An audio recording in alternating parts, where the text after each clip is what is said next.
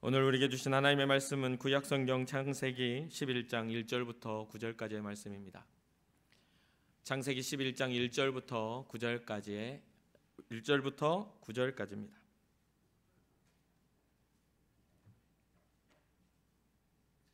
창세기 11장 1절부터 9절까지의 말씀, 우리 다 같이 한 절 한 절 교독하도록 하겠습니다. 온 땅의 언어가 하나요 말이 하나였더라.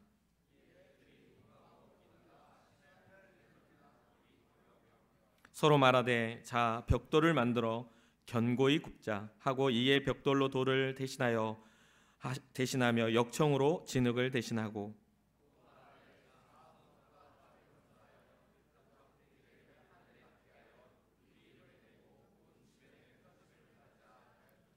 여호와께서 사람들이 건설하는 그 성읍과 탑을 보려고 내려오셨더라.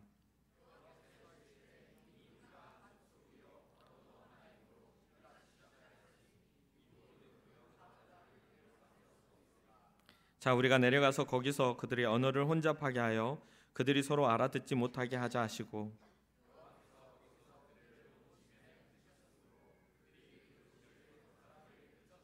함께 읽겠습니다. 그러므로 그 이름을 바벨이라 하니 이는 여호와께서 거기서 온 땅의 언어를 혼잡하게 하셨음이니라. 여호와께서 거기서 그들을 온 지면에 흩으셨더라. 아멘.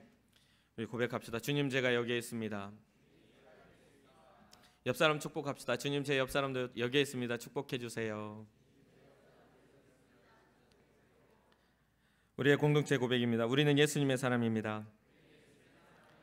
우리는 예수님 안에 있습니다. 우리의 삶에는 예수님의 흔적이 있습니다. 아멘, 아멘, 아멘. 진짜 오랫동안 이 고백을 하고 있죠. 주님, 제가 여기에 있습니다라는 고백이요. 그리고 주님, 제 옆 사람도 여기에 있습니다라는 고백이요.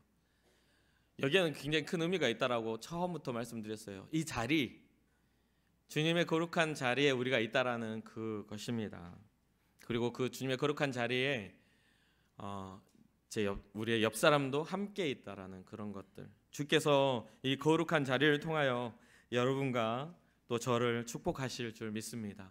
우리가 예배할 때 주님이 오늘 예배하는 때에 이 시간 우리에게 찾아오셔서 주님의 뜻을 가르쳐 주시고 또 주님이 원하시는 것들을 우리에게 알게 하실 줄 믿습니다. 아멘.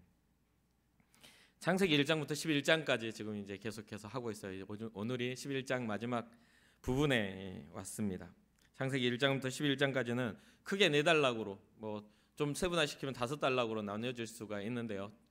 첫 번째 단락으로는 하나님의 창조, 온 세상은 어떻게 생겨났는가에 대한 세상의 기원이 창세기 1장과 2장에 나타납니다.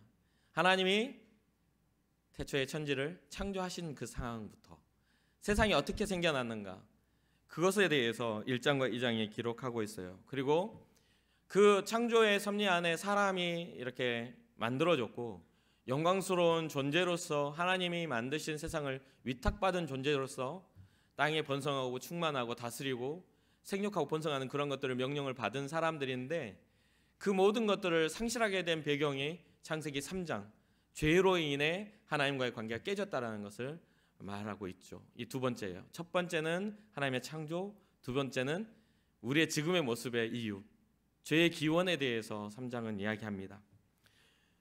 그리고 세 번째는 4장부터 가인과 아벨의 그런, 가인이 아벨을 죽이는 그런 살인 사건으로부터 시작해서 사람들의 죄와 사람들의 어떤 교만함이 관영되어지는, 많아지는 그런 상황들을 설명하면서 4장부터 9장까지 어떻게 죄가 많아졌고 어떠한 이유로 이러한 죄들을 하나님은 판단하셨고 또 그 죄의 결과가 홍수라는, 정말 하나님이 한탄하시며 근심하심으로 우리를 책망하실 수밖에 없었던 그 상황들을 4장부터 9장까지 이야기를 하고 있습니다. 그리고 홍수의 10장에는 노아를 통한 족보를 이야기하다가 갑자기 11장에 계속 족보를 말하다가 갑자기 바벨탑 사건이 그 사이에 삽입된 것처럼 딱 들어가 있는 사건이에요. 여기까지가 하나님이 세상을 창조하시고 또 인간이 고대 문명을 가지고 살아왔던 그 상황들에 대한 것을 쭉 설명을 하고, 결국은 가인과 아벨의 믿음, 가인의 믿음과 아벨의 믿음이 서로가 하나님 앞에서의 온전함과 죄악된 것들을 구분하였는데 이 다음에 그것이 확대되어진 게 노아 홍수를 통해 죄가 만연해진 그 상황을 통해 노아 홍수를 통해 심판이 있다라는 것을 말을 하고 그 다음에 그러한 심판을 겪은 이후의 사람들의 모양이 또 바벨탑을 통해서 나타나게 된 겁니다. 이 바벨 지역에 오늘 본문에 보면 이 시날 평지라는 이 평지가 나오면서 바벨탑에 세워진 이 바벨 지역 이 지역에 원래는 이제 니무롯이라는 창세기 10장에 보면 니무롯이라는 용사가 나와요. 용사가 함의 자손인데 이 용사가 나오는데 이 여기에서 말하는 용사는 전쟁하는 그런 누군가를 이렇게 전쟁 군주와 같은 그러니까 초대의 역사상 초대의 왕조를 세운 그러한 니무롯이라는 사람이 나옵니다. 이 니무롯을 통해서 이 시날 평지에 이 바벨탑이 쌓아지게 되는 거죠. 성읍이 둘러지게 돼요. 이 시날 평지는 바빌로니아 제국이 세워졌던 이 바빌론 지역이거든요. 근데 이 바빌로니아라는 이 단어도 이 바벨이라는 이 단어에서 따와서 바빌로니아 제국이 세워져요. 그래서 나중에는 이스라엘이 하나님을 대적하는 이름을 바빌론이라고 말을 합니다. 그만큼 이 바벨탑의 의미가 굉장히 하나님을 대적하는 의미로 세워지고 있었다는 것을 볼 수가 있어요. 우리가 이제 학교에서 배웠었던 그런 것은 메소포타미아 문명이라고 하죠. 유프라데스 강하고 티그리스 강 그 사이에 그 분지 안에 문명이 이렇게 세워졌던 그 문명이 바로 이 바빌론 지역입니다. 창세기 10장 8절부터 12절에 이 니무롯에 대한 이야기를 하고 있는데 구스가 또 니무롯을 낳았으니 그는 세상의 첫 용사라. 그가 여호와 앞에서 용감한 사냥꾼이 되었으므로 속담에 이르기를 아무는 여호와 앞에 니무롯같이 용감한 사냥꾼이로다 하더라. 그의 나라는 여기서 나라가 나오죠. 시날, 지금 오늘 우리가 보고 있는 시날 평지, 시날 땅과 바벨과 에렉과 악갓과 갈레에서 시작되었으며 그가 그 땅에서 아수르로 나아가 니느웨와 르호보딜과 갈라와 및 니느웨와 갈라 사이에 레센을 건설하였으니 이는 큰 성읍이었다라고 이야기를 해요. 그 말은 뭐냐면 시날 평지에서 시작한 그 바벨론 탑 이외에 오늘 본문에 보면 성읍과 탑을 건설하잖아요. 이 성읍에 그러니까 왕조의 둘레가 그 아주 정복적인 그런 둘레를 어마어마한 넓이를 가지고 이 성을 건설했던 거예요. 좁은 땅이 아니라 굉장히 넓은 땅에 이 영향력을 미치고 있었던 거예요. 그 중에 수도인 바빌론 지역에 엄청난 큰 탑을 건설한 겁니다. 그리고 이 시날 평지는 두 산 가운데 있다 보니까 물도 풍부하고 평지이다 보니 사람이 살기에 비옥한 땅이었습니다.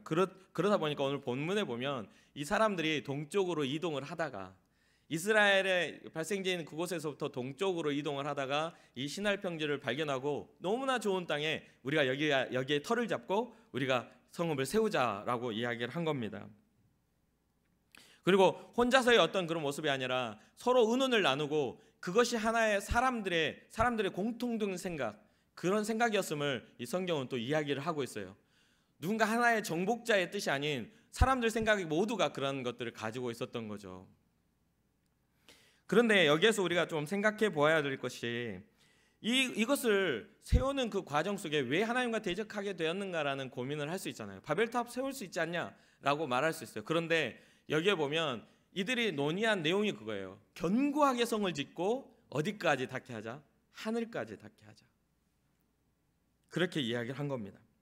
그 말은 즉 우리가 알다시피 노아의 홍수는요, 물이 범람해서 산까지 다 이렇게 잠길 만큼 모든 생명을 가진 노아의 방주 이외의 다른 생명체는 다 죽을 수밖에 없는 굉장히 큰 홍수였잖아요. 그렇죠. 그러한 어떤 과정 속에서 있다 보니까 하늘까지 닿게 한다는 것은 자신들의 생명을 보존하기 위해 하늘 꼭대기까지 노아의 홍수가 다시 일어나도 죽지 않을 만큼 높은 곳으로 자기의 어떤 생명을 보존하기 위한 성을 쌓자라는 이야기를 한 겁니다. 규모도 어마어마했겠죠. 우리가 지금 상상할 수 있는 것보다 더 큰, 보통 다른 어떤 산보다도 더 높은 규모를 상상하며 세워가지 않았을까요? 그러한 계획, 사람들의 계획을 통해 성읍과 넓은 그 지역의 성읍과 또 높은 타워를 세우고 있는 상황에서 이들이 꿈꾸는 건 뭐냐면 우리가 한 곳에 모여 흩어짐을 면하자라고 이야기를 한 겁니다. 흩어지면 우리가 힘이 없으니 뭉쳐서 대적해 보자. 하나님이 홍수를 내려도 우리는 더 이상 거기에 영향을 받지 않을 만큼 우리의 권위와 우리의 것들을 높이 세우자, 이런 개념이 있었던 겁니다. 여기 보면 두 가지가 나와요. 이 성을 쌓는데 두 가지가 나오는데 하나는 진흙 벽돌이 나오죠. 이 벽돌이 나오고 또 하나는 역청이 나와요. 역청. 벽돌이라는 것은 새로운 건축 양식에 굉장히 큰 변화를 일으키는, 벽돌이라는 게 굉장히 중요한 부분이에요. 견고하게 단단하게, 그 말은 돌보다도 단단하게 뭔가를 쌓아보자라는 그들의 의지를 두고 있어요. 그 모든 것들을 차곡차곡 공법에 맞춰서, 지금 우리도 건축하는 친구들은 알겠지만 건축을 할 때는 뭔가 거기에 맞는 설계가 있어야 되잖아요. 근데 이때 당시에 우리가 생각하기에는 미개한 것처럼 느낄지 모르겠지만 이때 당시에도 그 하늘 꼭대기까지 닿을 만큼 건축 기술이 발달했다라는 것을 우리가 유추해 볼 수가 있죠. 그리고 역청이라는 게 나오는데 벽돌과 벽돌 사이에 역청으로 진흙을 대신했다고 나와요. 근데 역청이 어디에 나오죠? 노아의 방주에 노아를 물에 빠지지 않도록 만들었던 그 역할을 했던 게 역청입니다. 방수예요, 방수. 무슨 뜻인지 이해가 되시죠? 그 말은 즉슨 하나님의 권위, 하나님이 물로서 심판을 하신다 할지라도 우리는 살아남을 수 있어, 우리가 한번 쌓아보자라고 생각하고 세워가고 있는 거예요. 중요한 건 어떤 믿음의 사람들을 기록을 할 때는요, 이 믿음의 사람들은요 하나님께 뜻을 구했다라고들 이야기를 합니다. 하나님의 뜻을 구하고 움직여진 사람들을 성경은 믿음의 사람이라고 말을 했어요. 그런데 여기에 세워진 성읍은 하나님께 뜻을 구한 게 아니에요. 그러다 보니 성경을 보면 무엇을 하나 하나님이 내려와 보셨다라는 표현이 쓰여져요. 하나님의 뜻과는 상관없는 거대한 성읍과 성벽을, 탑을 쌓고 있었다라는 것이죠. 노아 홍수 이후에 4대손밖에 지나지 않았어요. 근데 이미 하나님에 대한 그런 생각과 하나님에 대한 공경을 잃어버린 세대, 또 악한 세대가 일어났다라는 것이죠. 사랑하는 청년 여러분, 하나님이 이 건설하는 이 바벨탑을 좋게 여기시지 않았습니다. 하나님에 대한 도전으로 느꼈고 하나님이 없어도 잘 살 수 있는 자신들의 어떤 교만으로 하나님이 보실 수밖에 없는 상황이었어요. 이 역청은요, 제가 이 역청이라는 단어에 대해서 고민을 해봤는데 역청을 보니까 아스팔트더라고요. 우리가 길을 다닐 때 우리 하잖아요. 아스팔트를 깔잖아요.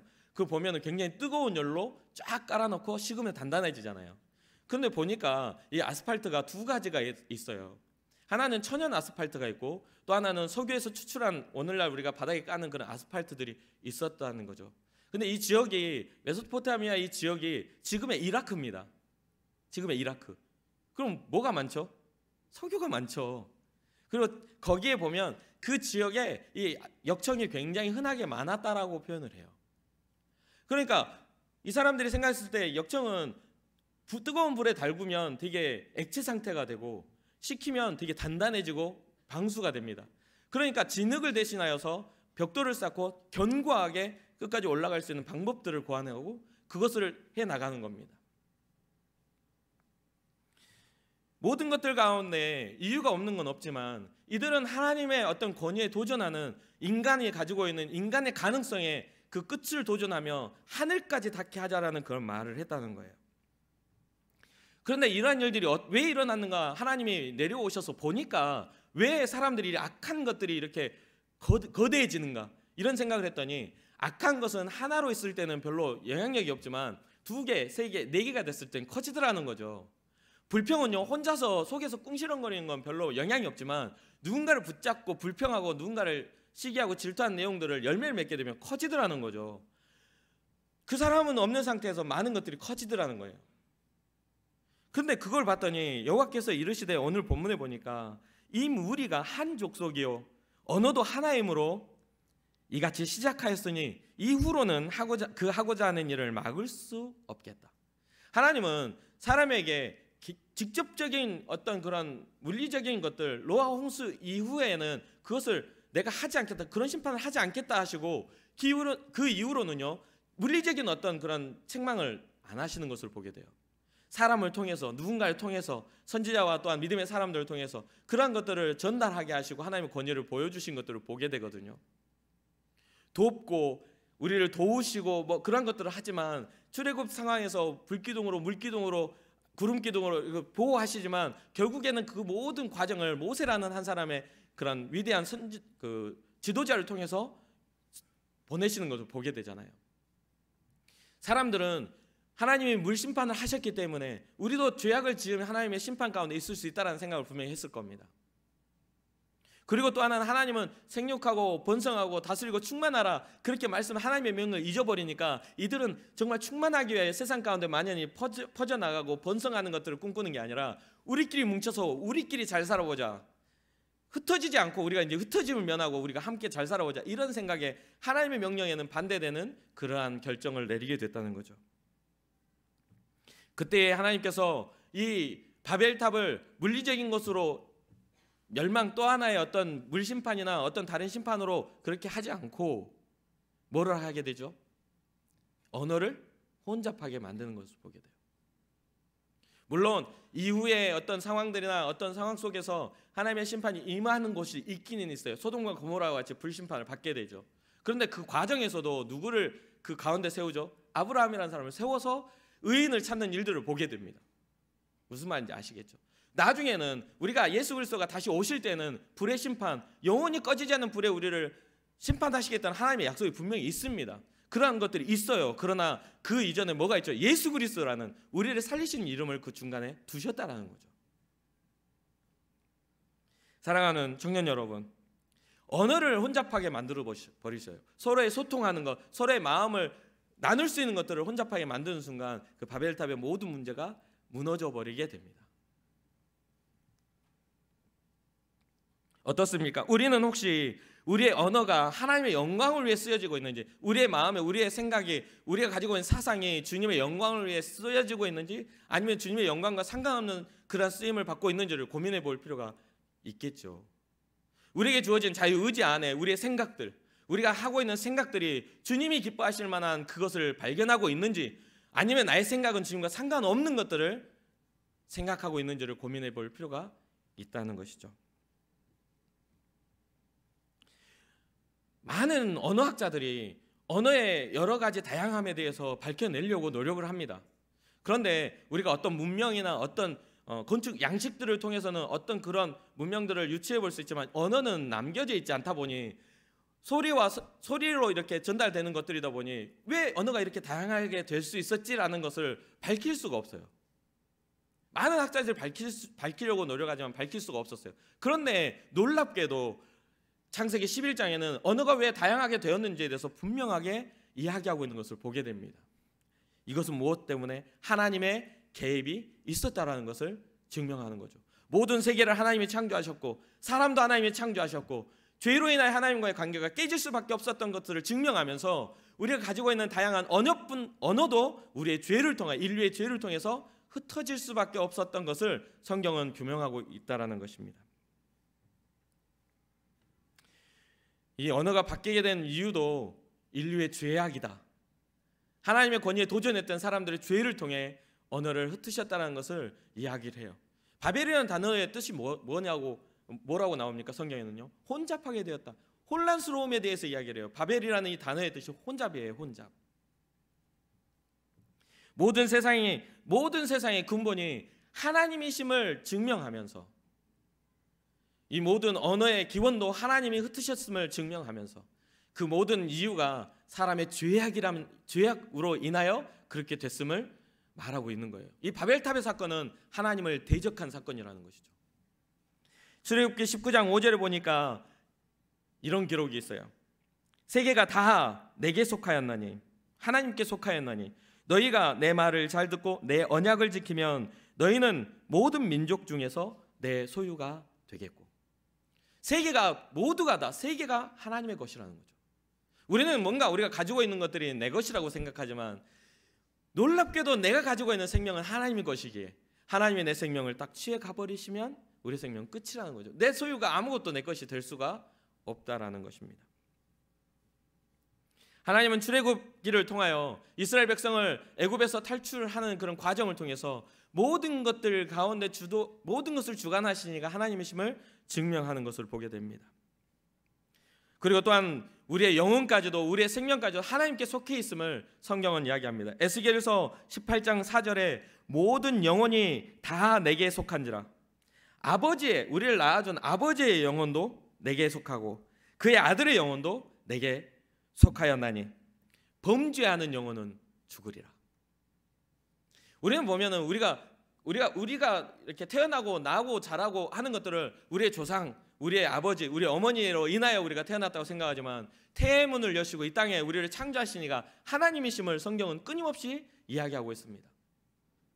그래서 저도 가끔 제 아이들을 교육하면서 우리 아내하고 이야기할 때 뭐냐면 이 아이들을 하나님께서 우리에게 맡겨주신 영혼이기에 하나님의 기뻐하시는 뜻을 위해 우리가 교육하는 위탁받은 하나님의 자녀라고 표현할 때가 있습니다.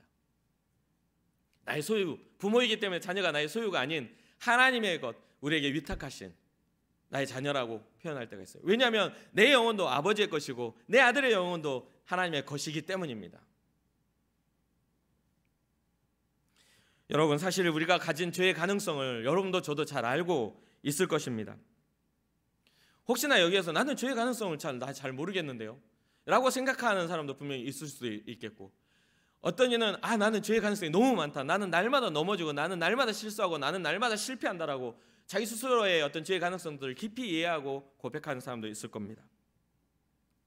그런데 이 중에 나는 죄의 가능성이 없다고, 나는 도덕적으로도 나는 나쁜 삶을 살지도 않았다라고 혹시 생각하는 사람이 있다면 그것은 진짜 심한 착각입니다. 성경이 말하는 죄의 가능성은 그런 도덕적인 기준의 가능성이 아니에요. 끊임없이 지금 창세기 1장부터 지금 11장까지의 과정 속에 인간의 모든 문명이 이렇게 발전하는 과정 속에 하나님이 말씀하시는 죄의 가능성은 도덕적 죄의 그런 모습이 아니에요. 하나님을 상실한 죄에 대한 가능성인 겁니다. 우리를 만드시고 우리를 하나님의 자녀로 이 땅 가운데 오게 하신 하나님의 그 섭리를 이해하지 못하는 자들에 대한 가능성을 이야기하고 있는 거예요.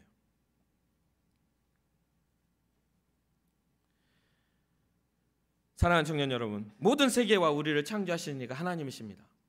우리의 삶의 소유권도 하나님께 있다는 거예요. 우리가 가지고 있는 가능성도 주께서 주신 거라는 거예요. 뭔가 달란트가 많은 자, 뭔가 재능이 많은 사람이라도 그 하나님이 허락하신 그 허락 하에 우리가 그것을 누릴 수 있다는 것입니다. 죄로 인하여 홍수 심판을 받은 이스라엘 이 민족, 이 고대 문명은 하나님의 그 심판의 이유를 기억하고 그것에 대해서 하나님의 뜻을 이해하는 것이 더 선 목적이 되었어야만 했습니다. 그들의 삶, 그들의 성읍, 그들의 권위, 그들의 어떤 교만함을 나타내기 위한 성벽을 쌓는 것이 아니라, 성읍을 만들고 높은 하늘에까지 올라갈 그 성읍을 만들 것이 아니라 하늘의 뜻이 무엇인가를 깨달았어야만 합니다. 그런데 그렇지 못했다는 거죠. 그 심판의 이유를 생각하고 온전함을 회복하는, 하나님을 회복하는 그러한 것들을 보여주었어야만 해요. 그러나 홍수 심판 이후의 사람들은 죄의 가능성, 가지고 있는 자기들의 죄의 그 모습들을 버릴 수가 없었어요.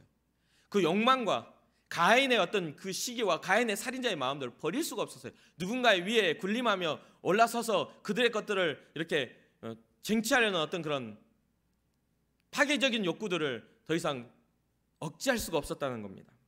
그러다 보니 여러분도 저도 잘 알다시피 인류의 역사는 전쟁의 역사라고 할 수밖에 없어요. 남의 것을 빼앗고 수많은 깨어짐과 수많은 어떤 정말 불행의 역사라고 말해도 과언이 아닐 만큼 인류의 역사는 대단히 과격합니다. 그렇죠. 우리가 평화의 시대에 살고 있기 때문에, 우리가 평안의 시대에 살고 있기 때문에 우리가 무슨 말을 하거나 우리가 무언가를 표현할 때에 그 표현의 자유를 가진 그러한 나라와 시대에 살고 있기 때문에 우리가 그런 것들을 느끼지 못할 뿐이지, 우리의 나라를 조금 벗어나고 좀만 더 우리의 시선을 넓히면 지금 이 순간에도 억압받고 괴로워한 사람들이 얼마나 많습니까? 하다못해 우리가 지금 바라보고 있는 저 북한 땅만 해도 얼마나 많은 사람들이 괴로움 속에 살아가냐 이 말이에요. 이 시대가 내가 가진 게 전부가 아니라는 거예요. 이 시대가 악하는 것들을 추구하고 쫓아가는 순간 깨어짐과 무너짐과 전쟁은 끊어질 수가 없다라는 거예요. 그렇기 때문에 요한계시록은 끊임없이 마지막 전쟁에 대한 경고를 하고 있지 않습니까? 요한계시록은 끊임없이 사람의 죄악에 관영하여짐으로 사람들의 사랑이 식어짐으로 서로를 공격하는 것들을 계속 경고하고 있지 않습니까? 합리적이고 물질이면 되는 그 시대에 살고 있기에, 아니 내 주변에 평안하고 내가 사랑할 만한 사람들이 내 주변에 많이 있기에 이 시대가 악하지 않은 게 않다라는 거죠. 내가 평안하기 때문에 시대도 평안한 게 아니라는 거예요. 지금 시대는 끊임없이 하나님이 없는 세상을 향하여 달려가고 있습니다. 끊임없이 다시 한번 하늘의 권위, 하나님의 권위를 무너뜨리려고 바벨탑을 쌓고 있다는 사실이에요. 이 시대는 끊임없이 한 목소리를 내려고 몸부림치고 있어요. 그 언어가 하나였던 때를 다시 한번 회복하려고 몸부림칩니다. 그래서 전 세계가 하나의 언어로 통일되어져서 또 하나의 하나님을 대적하는 일들이 일어나고 있다는 거예요. 조금만 눈을 열고 여러분들의 마음을 열어서 그것을 바라보란 이야기죠. 언어는 언어와 말은 단순히 소리가 아닙니다. 사상이고 생명, 그 안에 들어있는 생명인 거예요. 하나님이 사라져버리면 우리는 죽을 수밖에 없는 거예요. 우리의 입술과 우리의 중심에 주님이 없으면 우리는 아무런 삶의 이유와 존재감이 없다는 거예요. 하나님이 우리를 만드셨고 우리는 하나님의 소유이기 때문입니다. 바벨이라는 말은 혼란이라는 뜻이에요. 그런데 고대 군동에서 이 다른 하나님의 입장에서 해석되어진 혼잡이 아닌 고대 군동에서 이 바벨이라는 단어는 신의 문이라는 뜻을 가지고 있어요. 신의 문. 하늘의 문, 하늘까지 높아지자, 하늘의 그 권위까지 높아지자 했던 그런 신의 문이라는 좋은 뜻으로 사용되어져요. 하나님과 반대되는 그런 의미로 바벨이라는 그 뜻을 사용했어요. 그래서 그 이후에 바벨로니아 제국이 생겨난 겁니다. 거기서 발생하게 돼요. 사람이 생각하는 바벨탑은 하늘에다 신들이 있는 곳까지 도달하겠다는 교만한 마음이었어요. 그러나 하나님 보시기에 바벨은 하나님의 권위에 도전하는 사람들의 어리석음이었습니다. 사랑하는 청년 여러분, 인류는요 죄로 인해 심판을 받게 됩니다. 홍수의 심판, 바벨탑의 언어의 혼잡도 하나의 심판에 불과해요. 소돔과 고모라의 심판이에요. 나중에 주님이 다시 오실 때 우리는 심판대 앞에 서게 될 거예요. 그러면 우리는 심판의 대상자가 될 것이냐, 아니면 긍휼히 여김을 받는 은혜 입은 자가 될 것이냐가 우리의 사이에 있는 것입니다. 여러분들은 지금 믿음의 자리에 나와 하나님의 말씀 앞에 섰습니다. 하나님이 우리를 창조하셨고 우리의 인생을 주도하실 거라는 그런 믿음 가운데 있어요. 그렇다면 그런 믿음을 가지고 세상에도 나아가 그런 믿음을 가진 자와 같은 삶을 살아갈 때에 그 증명되는 게 아니겠습니까? 교회 안에서의 신앙이 아닌 우리의 본질이 하나님의 사람이 되는 것이 우리에게 주어진 믿음의 본질입니다. 예수 그리스도의 사람, 주님 앞에 나와서 나는 예수님의 사람입니다. 우리는 예수님의 사람입니다. 우리는 예수님 안에 있습니다. 우리의 삶에는 예수님의 흔적이 있습니다. 하자니까 하는 그러한 입술의 고백이 아니라 진정으로 내가 살아가는 삶의 현장 속에 내가 예수의 사람다운 삶을 꿈꾸고, 진정으로 내가 살아가는 삶의 현장 속에 예수님 나와 함께 하시고 예수님 안에 내가 살아간다라는, 예수님 안에 살아가는 자의 그런 성령의 열매를 맺을 수 있는 삶을 살아가는 것이 진짜 신앙자 아닐까 고민해 봅니다. 흔적이라고 하니까 뭐 대단한 흔적인 것 같아도요, 그렇게 대단한 흔적 아닙니다. 그렇게 대단한 흔적 아니에요. 그거 아십니까? 여러분들이 어딘가 누군가 우리 이제 청년들하고 어디 이렇게 가정 신방을 가거나, 특히 우리 주간사님 집에 가면 우리 청년들이 들어가가지고 제일 먼저 하는 게 발부터 씻고 나오는 경우들이 많아요. 그죠? 나 발 좀 씻을게 하고 가서 남의 집 와가지고 발 씻고 나와. 이유가 뭐죠? 신발을 신고 있을 때나 뭐 그랬을 때는 전혀 흔적이 나타나지 않습니다. 벗었을 때 뭐가 나타나죠? 냄새가 나타나죠. 그렇죠? 영향력이라는 것은 그런 거죠. 영향력이라는 건 그런 거예요. 우리가 예수의 사람이라는 그런 것들이 우리의 거칠에 불과한 것들을 벗어냈을 때 내가 정말 내 알맹이가 예수의 사람이 돼야 되는 거잖아요. 뭔가 위기가 오고 뭔가 어려움이 생겼을 때 예수 안 믿는 사람보다 더 흉악해지면 그건 예수의 사람이라고 할 수가 없잖아요. 예수 그리스도의 십자가가 나의 십자가가 될 수 있도록, 예수 그리스도의 향기가 나의 향기가 될 수 있도록, 하나님이 없는 세상을 꿈꾸는 바벨탑이 아닌 하나님이 있는 세상을 꿈꾸는 믿음의 제단을 쌓을 수 있는, 높지 않아도 돼요. 바벨탑처럼 높은 탑을 쌓지 않아도 돼요. 우리는 주님 앞에 예배의 제단을 쌓으면 되는 겁니다. 주님의 보좌 앞에 우리가 믿음으로 나아가고 담대히 나아가고 하나님 기뻐하시는 일에 우리가 반응하면 되는 거예요. 뭔가 화려한 걸 하나님이 바라시는 게 아니에요. 그냥 믿음으로 흩어지라는 겁니다.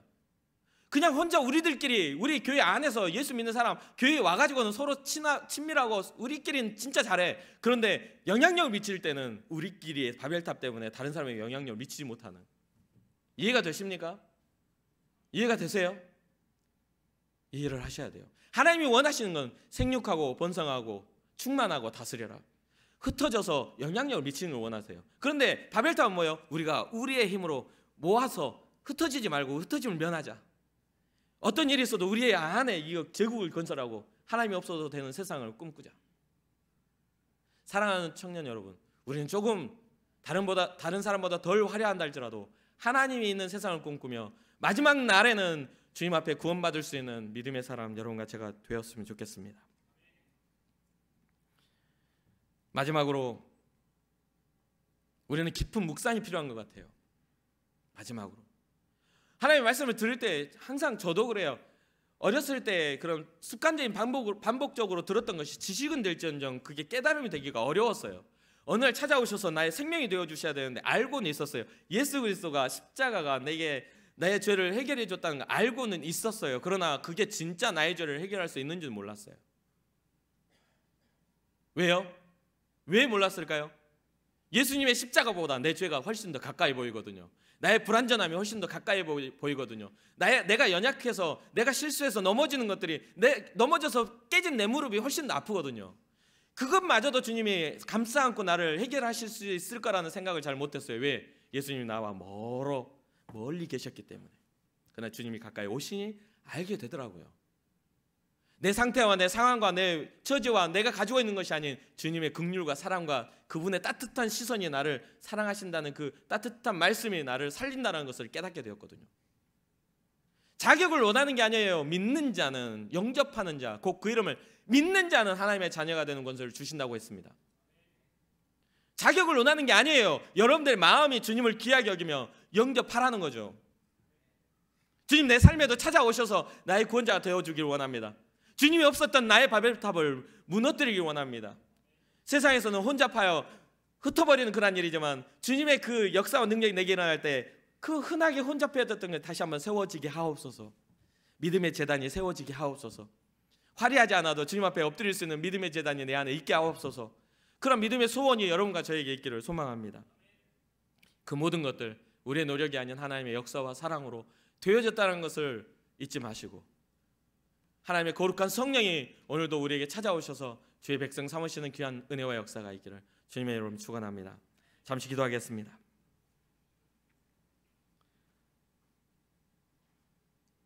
사랑하는 주님, 하나님의 거룩한 그 나라, 우리를 위하여 모든 것들을 만드셨던 그 하나님의 나라, 그 에덴에서 우리는 죄로 인하여 쫓겨날 수밖에 없었던 죄인입니다.